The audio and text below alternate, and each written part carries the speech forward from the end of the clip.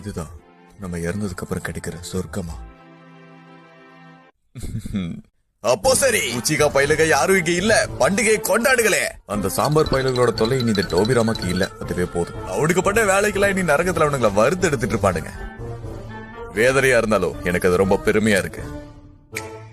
வில்லேஜோட நிலவரம் என்னன்னு பாப்போம். என்ன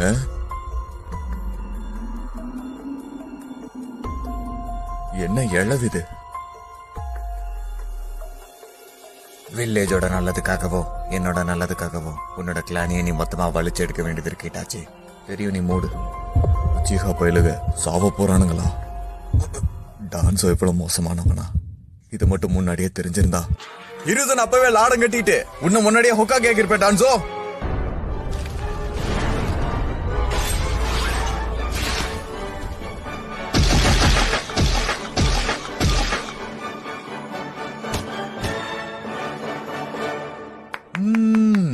அருமை அருமை அருமை அருமை. ஷோ உண்மையிலே சூப்பரா இருந்தது. அந்த உச்சிகா பயிலுகெல்லாம் மொத்தமா அழிஞ்சிட்டானுங்க. அப்ப இதுதான் அந்த சொர்க்கமா என்ன? இதுக்கப்புறம் நாம எல்லா நாளும் இங்கதான் இருக்க போறோம்னு நினைக்கிறேன். இல்ல